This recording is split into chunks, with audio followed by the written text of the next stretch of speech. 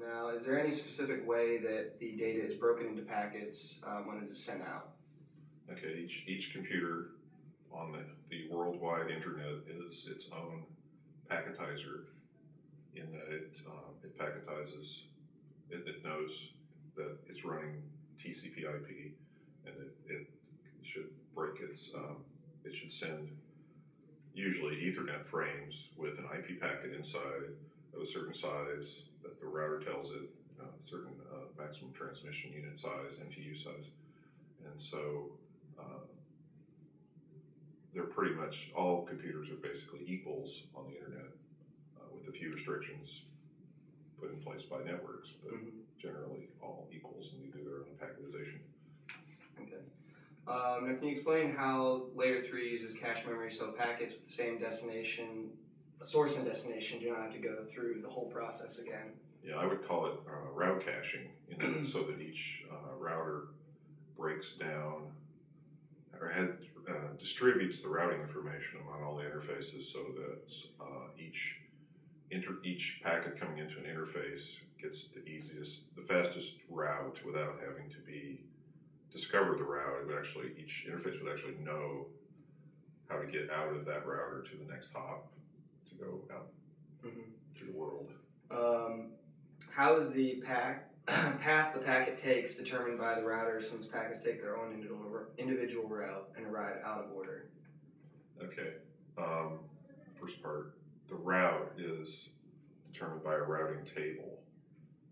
The router knows about all its connected interfaces and what those addresses are, so it knows all those routes is connected. It also talks to other routers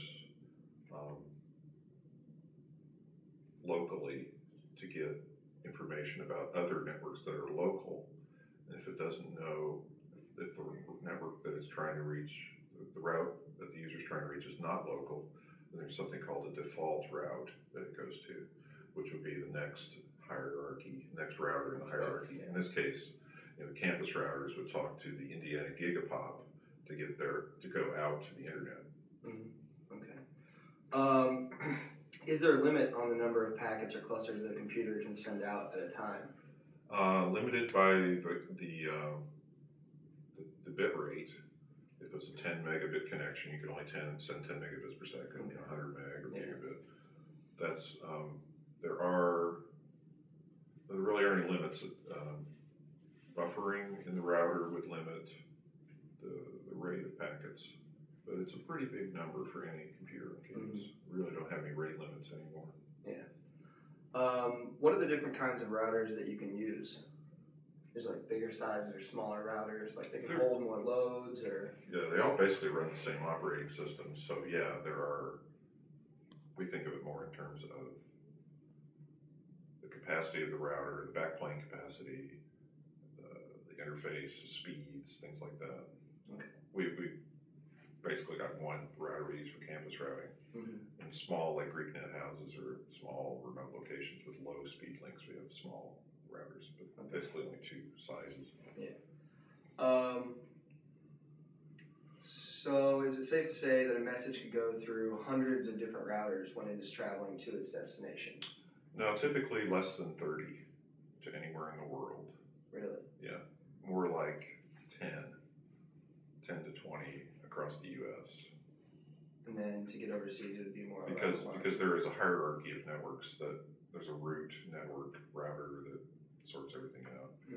Plus, the Indiana Gigapop is on a lot of major networks, so it has a lot of directly connected routes.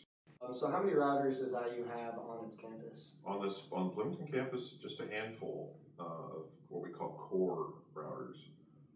Because it's the economy of scale, putting a lot of interfaces into one box. And boxes are fairly expensive. They're about $200,000 per box, so we squeeze as much as we can into each router, and we distribute those out around campus. Data center just brought up a couple more, but it's really just a handful of big routers that with 1 gig and 10 gig connections, interconnecting them. In some cases, the researchers actually get a 10 gig connection. So when I'm on my computer on campus, is it going through a smaller router first, or does it go straight to those big box routers? Yes, this computer would connect to the hyper router. It's one in the hyper basement in our telephone room. Basically, it goes through switching in this building, which is fiber connected to the hyper building. Okay. That's the first, and that would actually get you to the internet, because it would just hop from there to Datapod. Okay. Through, there's some switching layer stuff in there between, that goes system-wide, but that switching just ties all the routers together. Okay. All right, John. Well, thank you very much for your time. Sure, yeah.